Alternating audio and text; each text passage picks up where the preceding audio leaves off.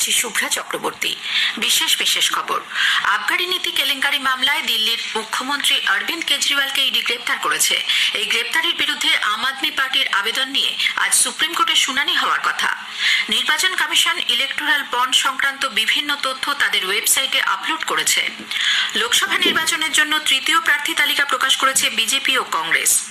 ভারতের কিদাম্বি শ্রীকান্ত, কিরণ জর্জ ও Priyanshu রাজাওয়াত Swiss open ব্যাডমিন্টনের quarter ফাইনালে উঠেছে। চেন্নাইয়ের এম.এ. চিদম্বরম স্টেডিয়ামে বর্ণাঢ্য অনুষ্ঠানের মধ্য দিয়ে আজ শুরু হচ্ছে সপ্তদশ আইপিএল। আসছে বিস্তারিত খবরে। আবগারি নীতি কেলেঙ্কারি মামলায় দিল্লির মুখ্যমন্ত্রী আম আদমি পার্টির নেতা অরবিন্দ কেজরিওয়ালকে এনফোর্সমেন্ট ডিরেক্টরেট ইডি গ্রেপ্তার করেছে। গত সন্ধ্যায় তার বাড়িতে তল্লাশি চালানোর পর রাতেই কেজরিওয়ালকে গ্রেপ্তার করে ইডির দপ্তরে নিয়ে যাওয়া হয়। দিল্লির আবগারি নীতির সঙ্গে যুক্ত অর্থ পাচার মামলায় জিজ্ঞাসাবাদের জন্য ইডি 9 বার তাকে তলব করলেও হাজিরা দেননি তিনি। দিল্লি হাইকোর্ট কেজরিওয়ালকে রক্ষা কবচ দিতে অস্বীকার করার পরই ইডির হাতে গ্রেপ্তার হলেন তিনি। কেজরিওয়াল মন্ত্রিসভার সদস্য আপ নেত্রী আতিশি জানিয়েছেন, এই গ্রেপ্তারি খারিজ করার আবেদন নিয়ে সুপ্রিম কোর্টের দ্বারস্থ হয়েছে দল। অবিলম্বে এই আর্জি শুনানির আবেদন জানানো হয়েছে। আজই এই শুনানি হবে। অরবিন্দ কেজরিওয়ালই দিল্লির মুখ্যমন্ত্রী থাকবেন বলে স্পষ্ট জানিয়ে দেন আতিশি। তবে জেলবন্দি অবস্থায় মুখ্যমন্ত্রী হিসেবে সরকার পরিচালনার কোনো আইনি সংস্থান আছে কিনা তা এখনো স্পষ্ট নয়। লোকসভা নির্বাচনের আগে পরিকল্পনা করেই কেজরিওয়ালকে গ্রেপ্তার করা হলো বলে অভিযোগ করেন তিনি। आम आदमी पार्टी के नेताओं के घर, मंत्रियों के घर, उनके ऑफिसेज में हर जगह रेड हुई, लेकिन उसके बावजूद 1 रुपया आज तक नहीं मिला है। तो आज लोकसभा का चुनाव अनाउंस होने के बाद अरविंद केजरीवाल का अरेस्ट एक राजनीतिक साजिश है। अरविंद केजरीवाल जी दिल्ली के मुख्यमंत्री हैं और दिल्ली के मुख्यमंत्री रहेंगे। আপের অভিযোগ খারিজ করে দিয়েছে বিজেপি। দলের প্রবীণ নেতা রবিশঙ্কর প্রসাদ বলেছেন, দুর্নীতির বিরুদ্ধে যথাযথ ব্যবস্থা নিতে আইনি প্রক্রিয়া মেনেই সবকিছু করা হচ্ছে। বিজেপি মুখপাত্র সম্বিত পাত্র কেজরিওয়ালের গ্রেপ্তারিকে সমর্থন করেছেন। विगत 3 वर्षों से अरविंद केजरीवाल जी से आम आदमी पार्टी से सवाल पूछे जा रहे हैं। अगर आपकी एक्साइज पॉलिसी इतनी अच्छी थी तो आपने एक्साइज पॉलिसी को क्यों रद्द किया? आतिशी जी कह रही हैं अरविंद केजरीवाल एक व्यक्ति नहीं है, वो एक आइडिया है। I should say he is a bad idea. অন্যদিকে বিরোধীরা অরবিন্দ কেজরিওয়ালের গ্রেপ্তারের তীব্র প্রতিবাদ জানিয়েছেন। কংগ্রেসের এক প্রতিনিধি দল রাতেই তার বাড়িতে যান। দলের নেত্রী প্রিয়াঙ্কা গান্ধী ভাড্রা বলেছেন, যেভাবে নির্বাচনের আগে দিল্লির মুখ্যমন্ত্রীকে নিশানা করা হলো তা অন্যায় ও অসাংবিধানিক। তৃণমূল কংগ্রেসের রাজ্যসভার সাংসদ ডেরেক ওব্রায়ান সোশ্যাল মিডিয়া পোস্টে বলেছেন, ভোটের আগে যদি এভাবে মুখ্যমন্ত্রীদের গ্রেপ্তার করা হয় তাহলে কিভাবে নিরপেক্ষ ভোট সম্ভব? সুপ্রিম কোর্ট ও নির্বাচন কমিশনকে অবিলম্বে পদক্ষেপ করার আবেদন জানিয়েছেন তিনি। নির্বাচন কমিশন ইলেকটোরাল বন্ড সংক্রান্ত বিভিন্ন তথ্য তাদের ওয়েবসাইটে আপলোড করেছে। এর মধ্যে রয়েছে বন্ডের সিরিয়াল নম্বরও, যার মাধ্যমে কারা সেগুলি কিনেছিল তা জানা যাবে। স্টেট ব্যাংক, এসবিআই সুপ্রিম কোর্টের নির্দেশ মতো কমিশনকে ইলেকটোরাল বন্ড সংক্রান্ত বিস্তারিত তথ্য পেশ করার পরই তা কমিশনের ওয়েবসাইটে আপলোড করা হলো। www.eci.gov.in/candidate political party এই ওয়েবসাইটে বন্ড সংক্রান্ত যাবতীয় তথ্য পাওয়া যাবে। উল্লেখ্য, 2018 মার্চ মাসে প্রথম ইলেকটোরাল বন্ড চালু হয়। শুধুমাত্র স্টেট ব্যাংকে এই বন্ড কেনাবেচার অধিকার দেওয়া হয়েছিল। গত মাসে শীর্ষ আদালত ওই বন্ড বিক্রির উপর স্থগিতাদেশ দেয়। মুখ্য নির্বাচন কমিশনার ও নির্বাচন কমিশনার নিয়োগ সংক্রান্ত নতুন আইনের উপর স্থগিতাদেশ দিতে অস্বীকার করেছে সুপ্রিম কোর্ট।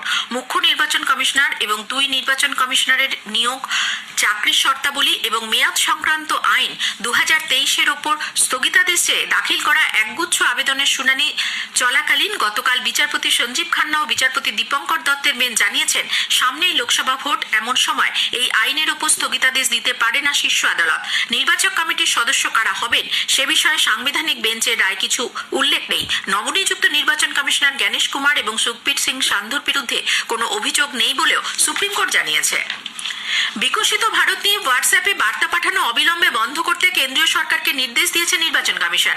আদর্শ আচরণবিধি জারি থাকা এই ধরনের বার্তা যাতে না পাঠানো হয়, ইলেকট্রনিক্স ও তথ্য প্রযুক্তি মন্ত্রককে তা নিশ্চিত করতে বলা হয়েছে। কমিশন জানিয়েছে, লোকসভা নির্বাচন ঘোষণার পরেও নাগরিকদের ফোনে এখনো এই ধরনের বার্তা পাঠানো হচ্ছে বলে বেশ কয়েকটি অভিযোগ এসেছে। জবাবে মন্ত্রকের তরফে বলা হয়েছে, আদর্শ আচরণবিধি বলবৎ হওয়ার আগেই এই বার্তা পাঠানো হয়েছিল, কিন্তু প্রযুক্তিগত ও নেটওয়ার্কের সমস্যার কারণে তা দেরিতে পৌঁছেছে। কংগ্রেস সভাপতি মল্লিকার্জুন খার্গে বলেছেন, নিরপেক্ষ নির্বাচন গণতন্ত্রের সুষ্ঠুভাবে কাজ করার জন্য গুরুত্বপূর্ণ। গণতন্ত্র রক্ষায় হবার জন্য সমান সুযোগ তৈরি করা জরুরি। নতুন দিল্লিতে গতকাল সাংবাদিকদের শ্রী খার্গে বলেন, কংগ্রেসের ফ্রিজ করে দেওয়া ব্যাংক অ্যাকাউন্টগুলি চালু করে দেওয়া প্রয়োজন, যাতে আসন্ন নির্বাচনে দল সেই অর্থ কাজে লাগাতে পারে। দলনেত্রী সোনিয়া গান্ধী কংগ্রেসের ব্যাংক অ্যাকাউন্ট ফ্রিজ করাকে অগণতান্ত্রিক আখ্যা দেন। সাংবাদিক বৈঠকে কংগ্রেস নেতা রাহুল গান্ধী বলেন, এটা শুধু তাদের ব্যাংক অ্যাকাউন্ট ফ্রিজ করা নয়, ভারতীয় গণতন্ত্রকেই ফ্রিজ করে দেওয়া। All our bank accounts have been frozen. We can do no campaign work. Why has it been done? One notice comes from the 90s.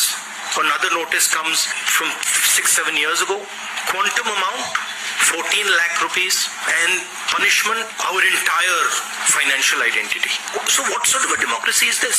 This is a criminal action on the Congress party. দলের bank account freeze করা নিয়ে কংগ্রেসের অভিযোগের তীব্র নিন্দা করেছে BJP. নতুন দিল্লিতে এক সাংবাদিক সম্মেলনে বিজেপির মুখপাত্র সম্বিত পাত্র বলেন, কংগ্রেসের ব্যাংক অ্যাকাউন্ট নয়, খোদ কংগ্রেসই ফ্রিজ হয়ে গেছে।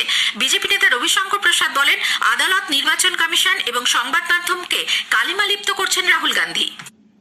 इनकम टैक्स एक्ट का एक सेक्शन 13A है जिसमें सही है कि पार्टियों पर इनकम टैक्स नहीं लगता, लेकिन पार्टी को अपना रिटर्न हर साल फाइल करना पड़ता है।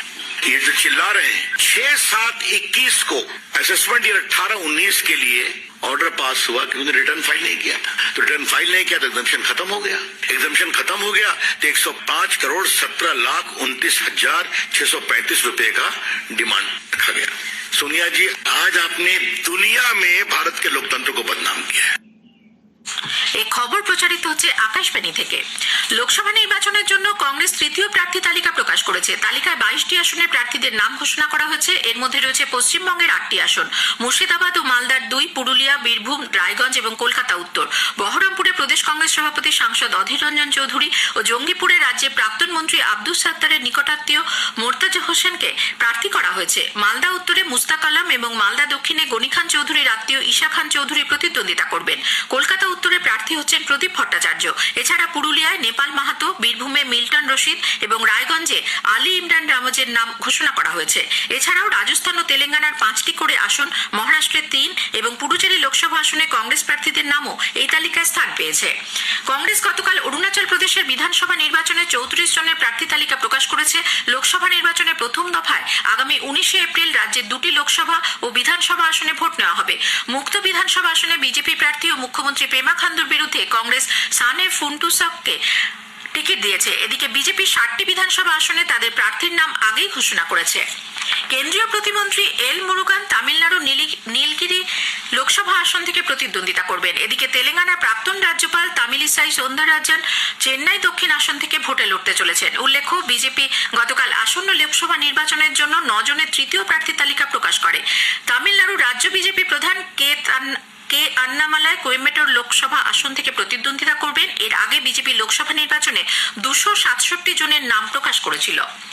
সন্ত্রাসবাদী গোষ্ঠী আইসিসের হয়ে তহবিল সংগ্রহ, ষড়যন্ত্র, বিস্ফোরণ ও আইডি তৈরির কাজে যুক্ত থাকার ঘটনায় জাতীয় তদন্তকারী সংস্থা এনআইএ আজ গতকাল 3 জনের বিরুদ্ধে চার্জশিট পেশ করেছে। নতুন দিল্লির পাতিয়ালা হাউসে এনআইএ বিশেষ আদালতে এই চার্জশিট জমা করা হয়। এক প্রেস বিজ্ঞপ্তিতে এনআইএ জানিয়েছে, অভিযুক্তরা ভারত বিরোধী কার্যকলাপে সক্রিয়ভাবে যুক্ত ছিল, চরমপন্থা ও হিংসা ছড়ানোর কাজেও তারা লিপ্ত ছিল বলে তদন্তে উঠে এসেছে। ভারতের কিদাম্বি শ্রীকান্ত, কিরণ জাজ ও প্রিয়াংশু রাজাওয়াত সুইস ওপেন ব্যাডমিন্টনের কোয়ার্টার ফাইনালে উঠেছেন। বাসেলে পুরুষদের সিঙ্গলসের প্রি কোয়ার্টার ফাইনালে গতকাল শ্রীকান্ত মালয়েশিয়ার লি জিজিয়াকে 21-16, 21-15 হারিয়ে দেন। কিরণ পরাজিত করেন ফ্রান্সের অ্যালেক্স লানিয়েকে 18-21, 22-20, 21-18। প্রিয়াংশু 21-14, 21-13 হারিয়ে দিয়েছেন চীনের লেই লানশিকে। তবে তাইওয়ানের প্রতিদ্বন্দ্বী লি জিয়া হাওয়ের কাছে হেরে গেছেন লক্ষ্য সেন। মহিলাদের সিঙ্গলসে জাপানি প্রতিদ্বন্দ্বী তোমোকো মিয়াজাকির কাছে পরাজিত হয়েছেন পিভি সিন্ধু। সপ্তদশ ইন্ডিয়ান প্রিমিয়ার লিগ আইপিএল আজ শুরু হচ্ছে। উদ্বোধনী ম্যাচে গতবারের চ্যাম্পিয়ন চেন্নাই সুপার কিংস খেলবে রয়্যাল চ্যালেঞ্জার্স ব্যাঙ্গালোরের বিরুদ্ধে। চেন্নাইয়ের এমএ চিদাম্বরম স্টেডিয়ামে খেলা শুরু হবে রাত 8টায়। ঋতুরাজ গায়কোয়াড়কে চেন্নাই সুপার কিংস দলের নতুন অধিনায়ক হিসেবে ঘোষণা করা হয়েছে। ফ্র্যাঞ্চাইজির তরফে গতকাল এক বিবৃতিতে জানানো হয়েছে, মহেন্দ্র সিং ধোনি দলের অধিনায়কত্ব ঋতুরাজ গায়কোয়াড়কে হস্তান্তর করেছে। শেষ করার আগে খবরের বিশেষ বিশেষ অংশ আরো একবার। আবগারি নীতি কেলেঙ্কারি মামলায় দিল্লির মুখ্যমন্ত্রী অরবিন্দ কেজরিওয়ালকে ইডি গ্রেপ্তার করেছে। এই গ্রেপ্তারের বিরুদ্ধে আম আদমি পার্টির আবেদন নিয়ে আজ সুপ্রিম কোর্টে শুনানি হওয়ার কথা। খবর শেষ হলো।